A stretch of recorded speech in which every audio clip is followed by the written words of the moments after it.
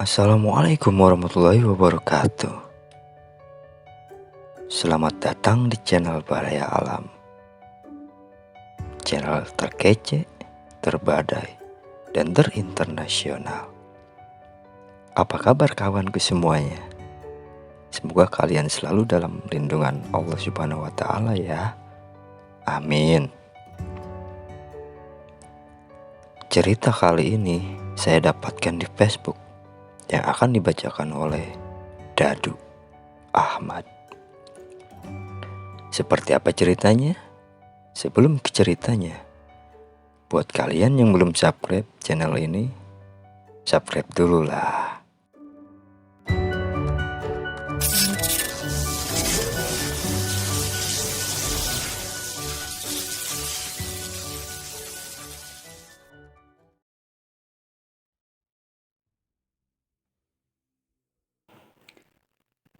Namaku Tommy. Waktu itu tahun 2010. Aku melamar kerja di salah satu bengkel mobil yang ada di Jakarta. Karena aku pikir aku ingin bekerja sesuai keahlianku. Kebetulan aku lulusan sekolah STM. Jadi di bengkel lah kerjaan yang tepat buatku, pikirku pada waktu itu. Dan alhamdulillah aku diterima bekerja di bengkel itu. Tempatku bekerja ini adalah bengkel khusus mobil yang mengalami kecelakaan. Dan kebetulan di sebelah bengkel tempatku bekerja adalah lahan kosong yang disewakan untuk penampungan sementara kendaraan bekas kecelakaan lalu lintas. Semua bangkai kendaraan tertata rapih, bahkan kalau dilihat dari kejauhan seperti lokasi kuburan. Hari pertamaku bekerja sampai 1 minggu bekerja, semua berjalan seperti biasa. Tak ada yang aneh, semua berjalan normal. Aku bekerja di bagian las listrik dan bagian memotong besi pakai gerinda. Kadang, sesekali aku disuruh bagian terot dan shock breaker, pokoknya bagian kaki-kaki lah. Dan pada suatu hari, datanglah mobil yang baru mengalami kecelakaan. Sebelumnya, aku belum pernah melihat pemandangan keadaan mobil yang sangat mengenaskan. Bagian depan hancur berantakan. Bahkan, kursi depan penuh dengan bercak darah. Dan gak lama kemudian, Pak Agus memanggilku. Pak Agus ini adalah seniorku di tempatku bekerja. Tom, panggilnya. Coba kamu pindahkan mobil itu ke tempat dekat pohon. Baik Pak, jawabku. Tanpa menunggu lama, langsung aku memindahkan mobil itu ke dekat pohon. Dan aku meminta bantuan Indra, rekan kerjaku, untuk memindahkan mobil itu dengan cara mendorongnya. Sambil mendorong mobil dari belakang, Indra mencoba menakutiku sambil berkata dan sedikit berteriak, "Hati-hati loh Tom, biasanya orang yang pertama duduk di bagian kursi bakalan dihantui arwahnya, apalagi darahnya masih basah gitu." Dan Indra pun tertawa. Dan memang kebetulan aku yang pegang setir pada waktu itu. Mendengar Indra berbicara seperti itu, aku pun langsung menghela nafas. Tercium bau amis di dalam mobil. Ku coba menenangkan diri dan berharap apa yang dikatakan Indra hanyalah sebuah candaan. Hari itu pun tak terasa sudah sore hari. Tapi kerjaan belum juga selesai. Akan tetapi mustahil aku harus mengerjakannya sampai malam hari. Aku pun memutuskan untuk istirahat sejenak sambil menunggu azan maghrib. Kebetulan bekerja dan istirahatku kulakukan setiap hari di bengkel karena memang sudah disediakan oleh Pak Rusli untuk tempat tinggal karyawan. Tak lama berselang, azan maghrib pun terdengar. Aku pun bergegas mandi, ambil wudhu dan melaksanakan sholat maghrib. Tibanya di tahiyat akhir, sebelum salam, aku mendengar jeritan wanita dari arah luar, sehingga membuat sholatku agak sedikit terganggu. Dalam hati, suara apa itu? Selesainya sholat, aku sempat berzikir sebentar, dan suara jeritan itu pun kembali terdengar untuk yang kedua kalinya. Aku pun langsung keluar untuk mencari di mana sumber suara itu. Dan ternyata sumber suara itu berasal dari mobil sedan hitam yang baru tadi sore saya pindahkan ke dekat pohon. Lalu aku mengambil senter dan mencoba mendekati mobil yang baru mengalami kecelakaan itu. Semakin dekat dengan mobil itu, rasa ini jadi gak karuan, antara takut dan penasaran. Sesampainya di mobil itu, kuarahkan cahaya senter pada kaca jendela. Terlihat seseorang yang duduk di kursi depan dengan wajah pucat dan rambut terurai sambil memegang boneka. Sosok itu pun menatapku dengan sorotan tajam sambil sesekali tersenyum sinis, membuat bulu kudukku seketika bergidik. Belum habis rasa takutku, tiba-tiba brak! Suara hantaman pintu mobil dari arah samping. Dan pada waktu itu pula mesin mobil menyala dengan sendirinya. Dan dari kejauhan, sayup-sayup terdengar suara ganding gamelan yang terbawa angin sehingga menggema di kedua telingaku. Aku pun berusaha berjalan mundur, tapi langkah ini tiba-tiba menjadi berat. Angin pun bertiup kencang sehingga membawa lantunan gamelan itu terdengar begitu jelas. Kuarahkan cahaya senterku kembali ke kaca jendela, dan sosok itu pun telah hilang. Namun, tiba-tiba aku dikagetkan kembali dengan sosok wanita dengan kondisi menyeramkan, datang menghampiriku secara pelan-pelan. Sosok itu pun semakin mendekat dan membuatku tidak berdaya. Namun alhamdulillah, waktu sholat isya pun telah tiba, dan azan terdengar. Seketika sosok itu pun menghilang.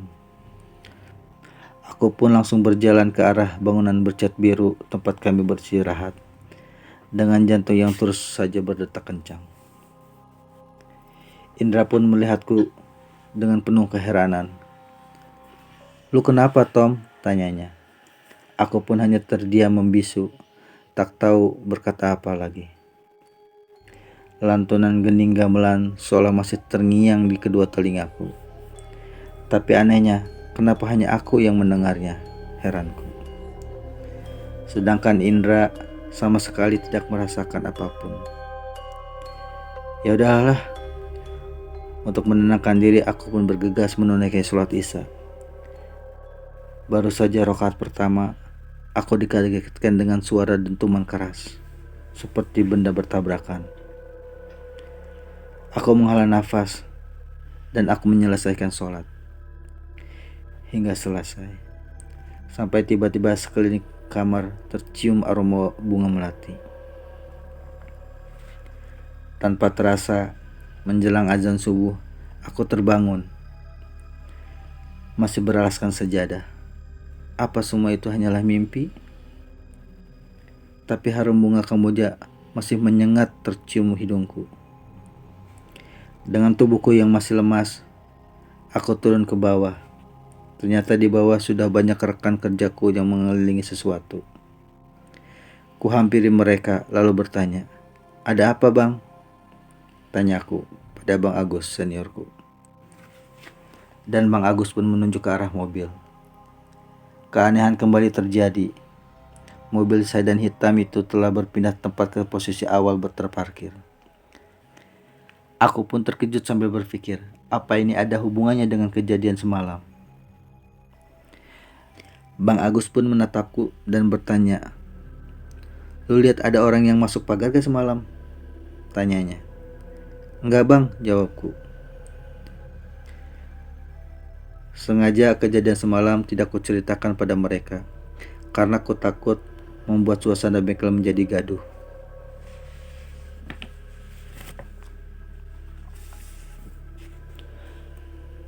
Kejadian semalam membuatku sedikit trauma. Memang tempat ini bila siang dan sore hari tidak begitu menyeramkan karena banyaknya aktivitas pekerja bengkel, tapi bila menjelang malam hari, tempat ini berubah menjadi seolah-olah menjadi tempat berkumpulnya makhluk tak kasat mata. Tom, ayo bantu anak-anak pindahkan mobil itu kembali ke tempat dekat pohon, perintah Bang Agus. Takutnya Pak Rusli keburu datang.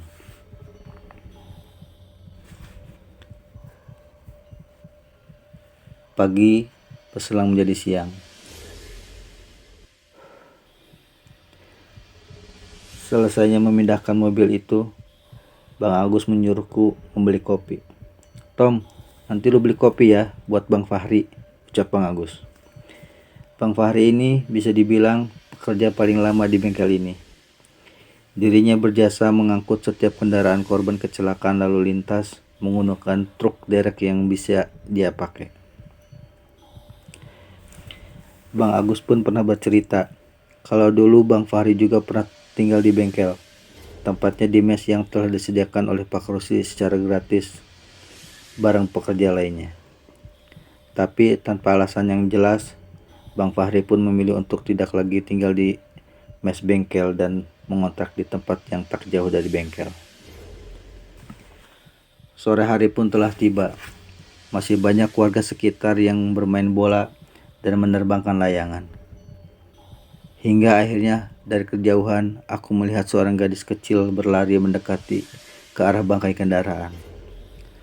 Aku pun langsung menghampirinya dan berteriak, "Dek, jangan ke situ." Karena aku khawatir terkena serpihan kaca. Aku hampiri adik kecil itu. "Hai Dek, nama kamu siapa?" tanya aku. "Nidika," jawabnya. Dengan suara pelan sesekali memegang telapak tangannya. "Tuh kan, sini kakak obatin." Berniat membersihkan luka bekas goresan. Namun, di saat aku memegang tangannya, terlihat ada yang janggal. Tangannya dipenuhi luka lebam. Belum saja ku bersihkan lukanya, gadis itu berbisik kepadaku, "Pergilah, pergilah, pergilah."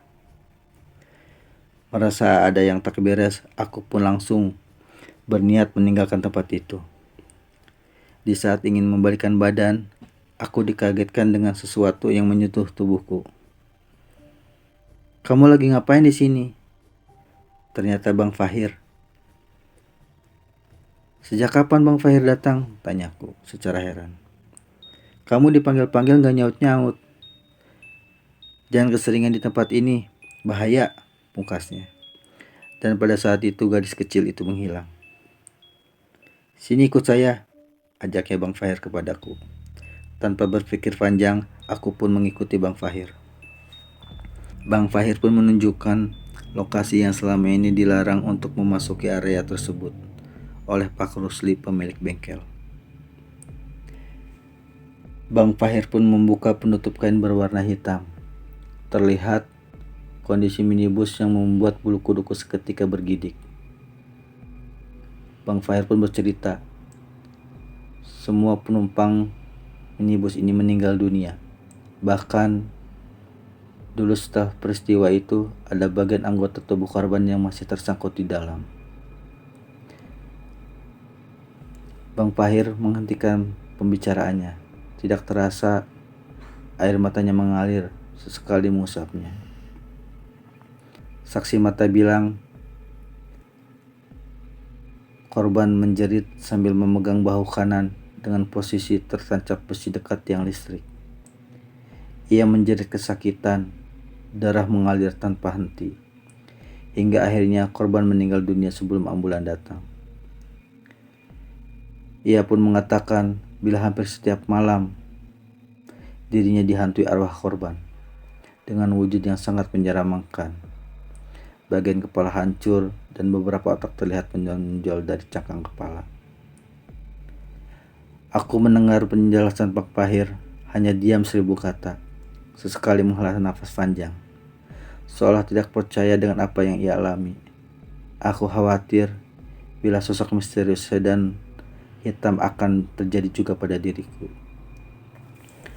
Aku pun berpamitan pada Bang Fahir untuk segera kembali ke dalam mes. Namun setelah sampai mes, sudah terlihat sekumpulan orang termasuk warga sekitar. "Kamu ini dari mana aja, Tom?" tanya Pak Agus dengan nada tinggi seperti sedang menahan rasa kesal. "Maaf Pak, maaf," jawabku. "Tadi saya habis jalan-jalan sebentar." "Kamu bilang sebentar, kamu sudah 5 jam nggak pulang-pulang, Tom." Alangkah terkejutnya ketika aku melihat ke arah jam sudah menunjukkan jam 9 malam. Bagaimana bisa aku keluar selama itu? Bang Fahir menggelengkan kepala. "Kamu ini, Tom, kamu keluar pamitan dulu, jangan bikin khawatir." Di situ aku pun berpikir, padahal tadi sore itu aku mengobrol bersama Bang Fahir. Tapi Bang Fahir ternyata udah ada di tempat mes. Jadi, tadi sore itu aku sama siapa? Sudahlah, aku tidak memikirkannya. Seperti biasa aku mandi, berwudu, dan sholat maghrib. Setelah sholat maghrib aku berpikir, apakah aku akan bertahan bekerja di sini? Kejadian demi kejadian yang baru saja aku alami membuatku trauma dan sedikit gelisah. Dan aku pun memutuskan untuk resign dari bengkel itu dan kembali ke kampung. Singkat cerita, sesekali juga aku berhubungan melalui WA rekan-rekanku bekerja, Indra, pada waktu itu, dengan menanyakan keadaannya, kabarnya di mana. Dan alangkah terkejutnya, Indra mengabarkan bahwa Pak Agus meninggal, mengenaskan secara tiba-tiba. Dan ternyata Pak Rusli telah melakukan pesugihan. Dan saya sangat bersyukur sekali saya telah keluar dari tempat itu